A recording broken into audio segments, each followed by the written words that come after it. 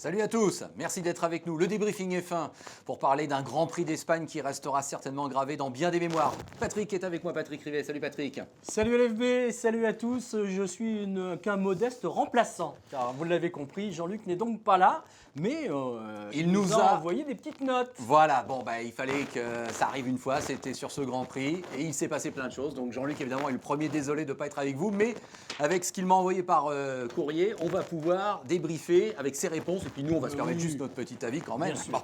Alors, la victoire de Max Verstappen, évidemment, on est obligé de commencer par ça, l'événement, 18 ans, 277 jours, c'est un moment peut-être historique, un record, on verra s'il sera battu un jour.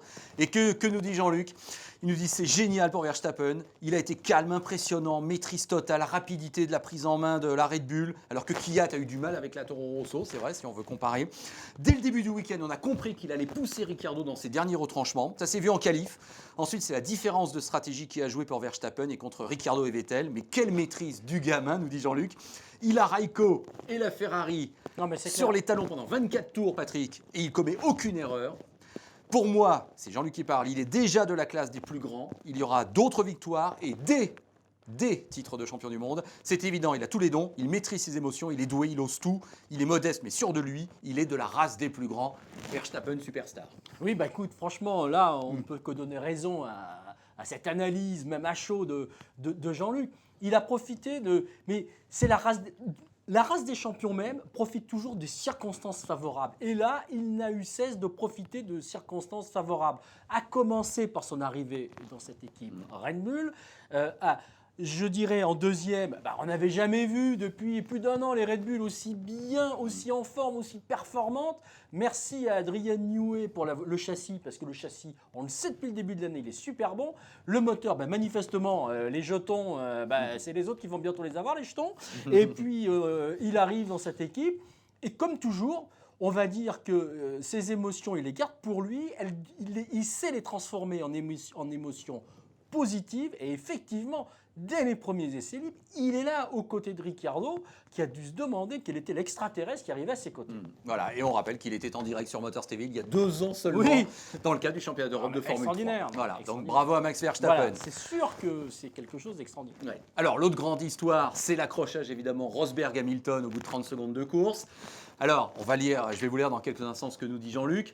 Moi, c'est vrai que j'ai eu tendance un petit peu à charger Hamilton dans un premier temps parce que j'ai eu le sentiment que Rosberg faisait une manœuvre superbe au premier virage pour aller chercher Hamilton et que franchement, on s'y attendait pas.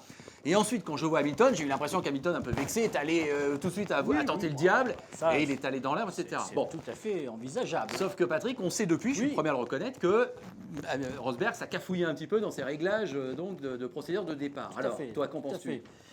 Là aussi, on est en plein dans les concours de circonstances et je rajoute donc un élément de concours de circonstances qui permet à Verstappen de gagner. Parce que qui eût pensé qu'une autre voiture qu'une Mercedes allait encore une fois remporter le Grand Prix, vu la domination lors des essais, vu la domination des qualifs. Bon, encore une fois, en revanche, ça part d'où ? Ça part du départ encore tout ça. Et tu vas nous dire effectivement ce qu'a pensé Jean-Luc après de l'accrochage en lui-même. Mais la première responsabilité, c'est qu'encore une fois, bien qu'il soit en pole position, Lewis Hamilton rate encore son départ. Le seul départ qu'il n'a pas raté, c'est c'est en Chine où quand il est 8e, il manque de chance, il se fait prendre aussi. Bon, mais là encore, il s'est raté.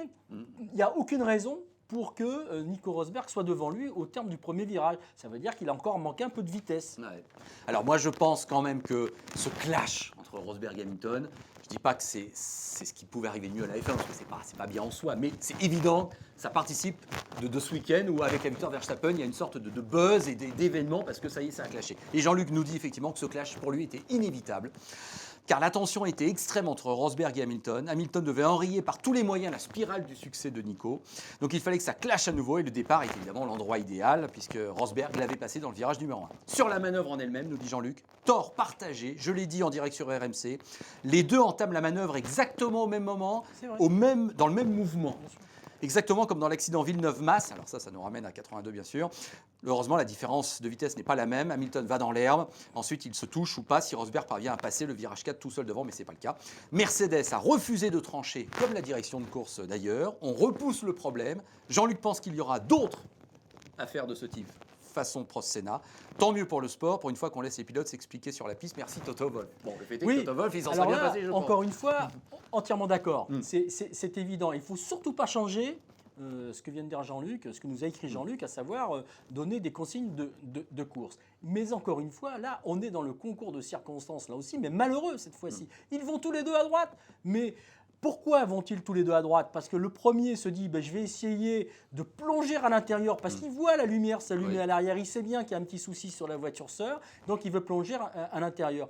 Au moment où Hamilton décide de plonger à l'intérieur, Rosberg se dit j'ai un souci, quelque part il se pousse de la trajectoire. Parce qu'on est bien d'accord qu'au moment où il y a crash, aucun des deux n'est sur la bonne trajectoire. La bonne trajectoire, elle est à gauche, à la sortie du virage numéro 3, pour ensuite rentrer dans le virage numéro 4. Et déjà, Rosberg est plutôt centre-piste allant vers la droite, et à ce moment-là, Hamilton est allé plonger à droite. Donc effectivement, moi ce que je retiens, à la limite, au-delà de l'accrochage en lui-même, qui est effectivement là malheureux pour Mercedes, malheureux pour les deux pilotes, encore plus malheureux, bien sûr, pour Hamilton, qui ne peut toujours pas modifier, réduire son nombre de points par rapport à Rosberg, et qui est même rétrogradé à la 3e place du championnat derrière Raikkonen.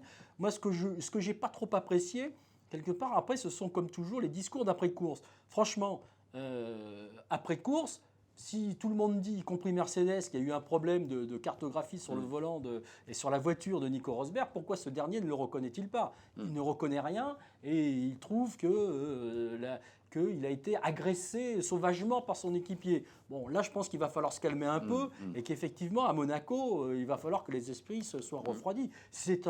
Encore une fois, si la direction de course n'a pas tranché, si effectivement... Comme le souligne Jean-Luc déjà en direct, on s'aperçoit que c'est malheureux.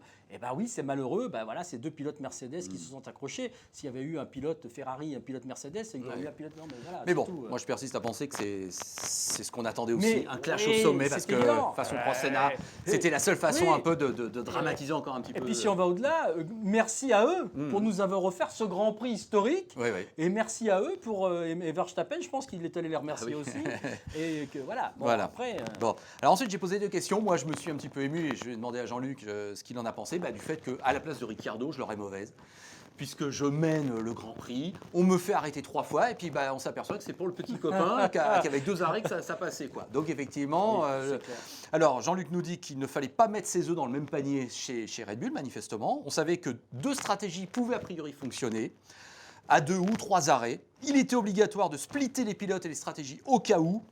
Ce qui a été le cas avec 2 arrêts qui passent donc devant celle à 3 arrêts. Mais je comprends la frustration de Ricciardo nous disant qu'il avait quand même mauvaise monsieur la banane. Bah oui, c'est vrai que il l'a mauvaise, on en revient à cette expression, Patrick. Pour la banane, c'est pas de peau. Ouais.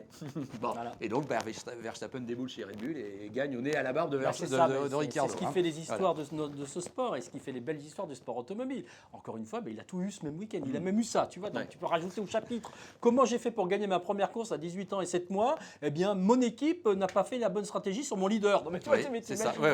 Parce qu'il fait 32 tours, si je ne m'abuse, avec son même train de pneus jusqu'à la fin. Honnêtement, tout le monde est persuadé qu'il va encore s'arrêter une fois. Et que ça passe pas, surtout. Ou que même les pneus vont se dégrader et que les autres vont remonter comme des balles.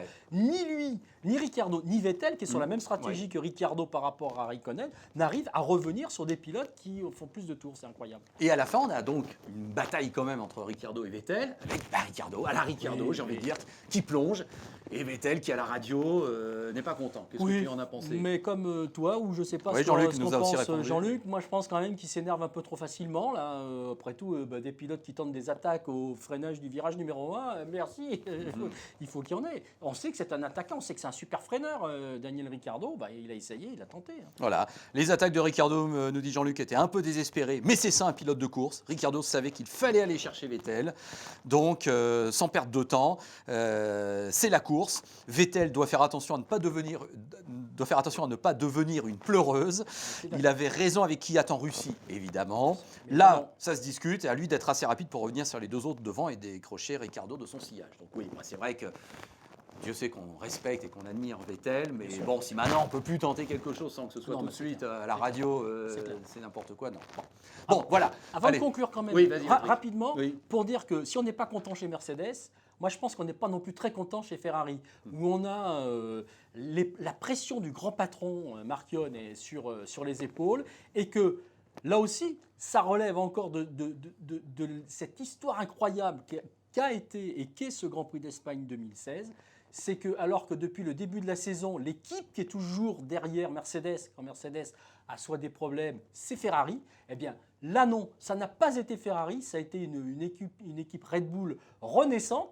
Et Ferrari n'a même pas été capable ni de mettre ses deux pilotes sur la deuxième ligne de la grille, encore moins, ils sont sur le podium, mais ça s'est dit dans le paddock, ils avaient ordre et mission de l'emporter, et même sans les Mercedes, ils n'y sont pas arrivés. C'est un coup dur, je pense, pour l'équipe Ferrari. Tout à fait. Et ça promet pour Monaco, Ouais. où Verstappen va arriver évidemment en sensation mondiale. Ils vont être 6 Où Mercedes vont arriver évidemment en essayant de régler les problèmes internes. Et on se souvient que l'an dernier à Monaco, ça n'avait pas été.